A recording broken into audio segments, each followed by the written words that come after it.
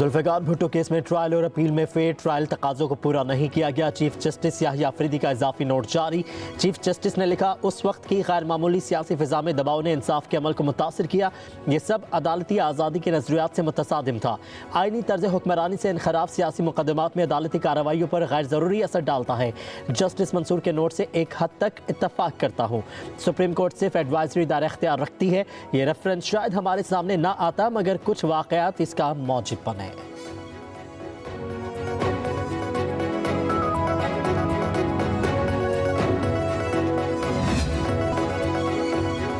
मदारिस bill में कोई तरमीम कबूल नहीं, बात ना मानी गई तो फैसला ऐवान नहीं मैदान में होगा। सरवरा JUI मौलाना फजलुर रहमान का कौमी असम्बली में ऐलान। कहा, मदारिस रजिस्ट्रेशन में हुकूमत खुद सबसे बड़ी रुकावट है।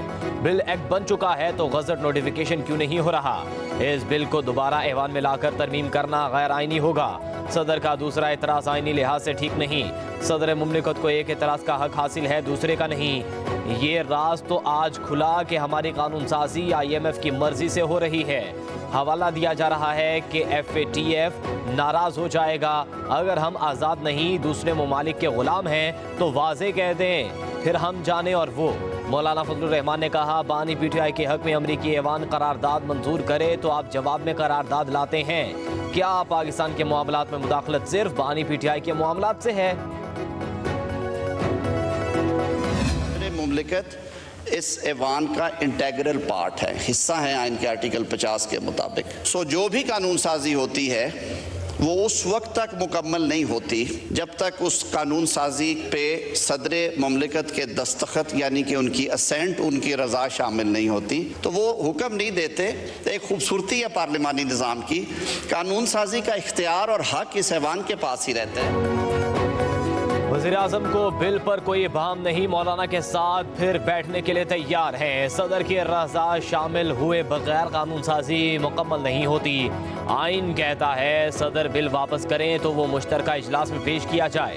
वज़ीर क़ानून आज़म नज़ीर तारड़ का कौमी असम्बली के इजलास में इज़हार ख्याल। कहा, मदारिस बिल गुज़िश्ता हुकूमत का नामुकम्मल एजेंडा था। मौलाना फजलुर रहमान ने हमारा एहतराम का रिश्ता है।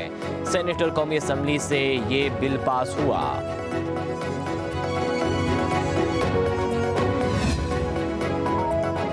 खालिद मकबूल सिद्दीकी की क़यादत में MKM के वफ़द की मौलाना फजलुर रहमान से मुलाकात। मदारिस बिल और सियासी सूरत हाल पर तबादला ख्याल।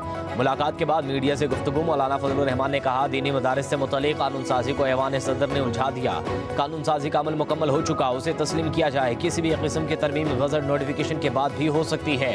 मामलात बगैर किसी तनाज़े के सुलझना चाहते हैं। खालिद मकबूल सिद्दीकी बोले, मौलाना के मौक़िफ़ को आज समझने की कोशिश की। उनके मौक़िफ़ को हुकूमत और दीगर जमातों तक ले जाएंगे। 26वीं तरमीम में जो तय हो चुका उस पर अमल दरामद होना चाहिए। इख्तिलाफ़ात के बावजूद बातचीत जारी रहनी चाहिए।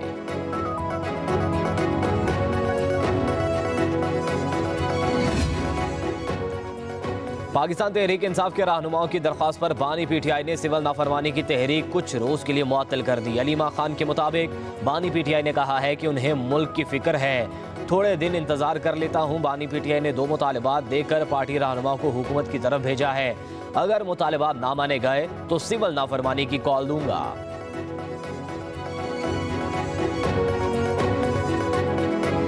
25 नवंबर की रात 7, 8, 9 बजे जब ये बात कही जा रही थी कि जी आप डी चौक की तरफ जाने की बजाय संगजानी पे जो है वो जाके अपना धरना दे दें, वहाँ पे आप जलसा करें, स्पीचेस करें, जो भी आपका प्रोग्राम है, और इस मकसद की इजाज़त के लिए जो है वो अडयाला जेल में एक्सेस भी दी गई।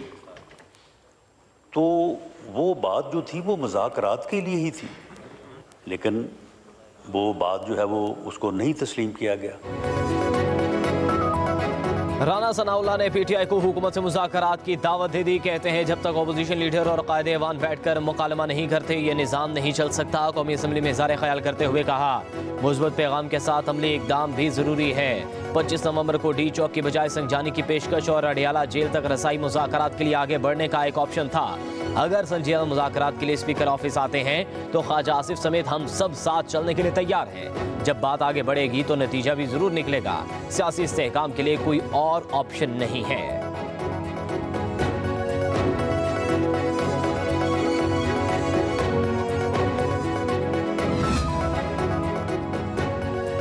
चेयरमैन पीटीआई बैरिस्टर गौहर हुकूमत से मुज़ाकरात के लिए पुरुमीद, कहते हैं बातचीत से आगे बढ़ेंगे, मसाइल पार्लियामान में पेश करूंगा, तमाम मसाइल अच्छे तरीके से हल करने की कोशिश करेंगे, सियासी मसाइल का हल सियासी तरीके से ही तलाश करना होगा।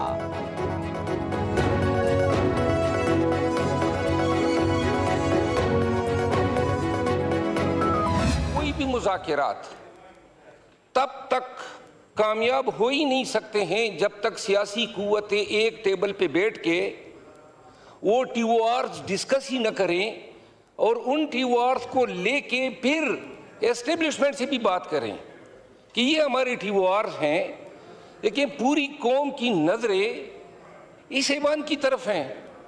यानी फरिश्ते तो नहीं आएंगे हमारे बीच बात करने के लिए। ख्वाजा आसिफ साहब मौजूद हैं और बड़ा एहतराम है मेरे दिल में, लेकिन इनकी ज़बान भी आग उगलती है। शेर अफजल मरवत ने मुज़ाकरात के लिए हुकूमत को कमेटी बनाने का मशवरा दे दिया। कहते हैं जब तक मिल बैठेंगे नहीं मुज़ाकरात तब तक कामयाब नहीं हो सकते।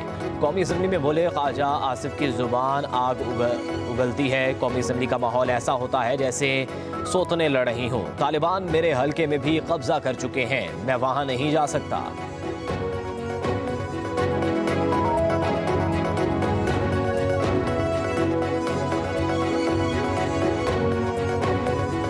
जहाँ तक मेरे भाई ने मेरे मुतल्लिक़ कहा कि मेरी ज़बान भी आग उगलती है, बिल्कुल ठीक कहा उन्होंने। मेरी ज़बान में भी कोई शरीनी नहीं है।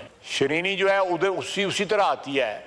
ये सुभान अल्लाह कहेंगे, मैं भी सुभान अल्लाह कह दूंगा। ये कोई और को मनफी बात करेंगे तो उसका मनफी जवाब ही आएगा। ये चीज़ें मोहब्बत से और प्यार से बढ़ती हैं, धमकियों से नहीं बढ़ती। अगर इन चीज़ों को, इस स्पिरिट को बढ़ावा देना है तो मरवत की ज़बान बोलें, उसी ज़बान में आपको जो है रिस्पांस मिलेगा। किसी और लहजे में बात करेगा, उसमें तलखी होगी तो फिर तलखी जो है वो तलखी कोई दावत देती है। अपने अल्फाज में जहर घोलेंगे तो जवाब में मिठास कैसे आएगी। इस्लामाबाद में बार बार चढ़ाई की कॉल्स और धमकियों से मुज़ाकरात नहीं हो सकते। वज़ीर दिफा ख्वाजा आसिफ का पाकिस्तान तहरीक इंसाफ को दो टोक पैगाम। कहा हम बहुत सी तलखियों का बोझ उठाए हुए हैं, सिविल नाफरमानी की तलवार लटकाई हुई है। हमारी जंग से नुकसान कौम का हो रहा है। अपने इलाके के झगड़े हल ना करना हमारी नाकामी है।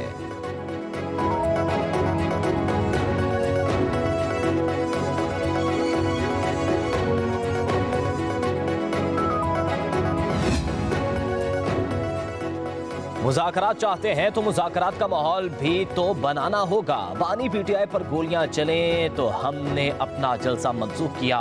विफाकी वज़ीर इत्तलात अताउल्लाह तारड़ का कौमी असम्बली में ज़ार ख्याल। कहा नवाज शरीफ ने बनी गाला जाकर हल्के खोलने का मुतालबा तस्लीम किया। हमें चोट डाकू कहा जाता रहा, नवाज शरीफ ने हमें जवाब देने से रोका। दूसरी तरफ शादी और गमी तक का बाइकआउट करने का बयानिया बनाया गया। हमारी सब बातों को कमजोरी समझा गया।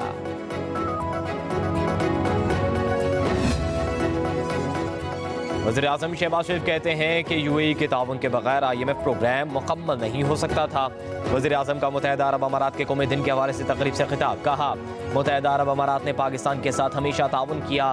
पाकिस्तान में सेहत, तालीम और बुनियादी ढांचे की तरक्की में UAE ने अहम किरदार अदा किया। हम दो तरफा ताल्लुकात को मज़ीद वुसअत देने के ख्वाह हैं। तकरीब से सदर मुमलिकत आसिफ अली ज़रदारी का भी खिताब। बोले पाकिस्तान और मुत्तहिदा अरब अमारात के दरमियान तारीखी रिश्ता है। दोनों ममालिक के दरमियान दोस्ती मजबूत बनाने की अज़म का इरादा करते हैं।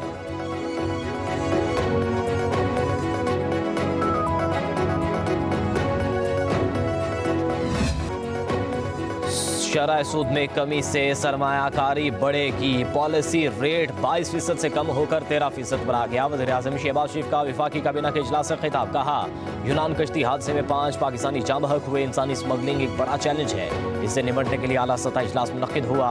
ऐसे वाक़यात से बेगुनाह जानें ज़ाया होती हैं। वफाकी काबीना के इजलास में ज़ाब्ता फौजदारी तरामीम की मुतफ़िक़ा तौर पर मंजूरी दी गई। मुजव्वज़ा तरामीम को पार्लियामेंट में बहस और कानून साजी के लिए पेश किया जाएगा।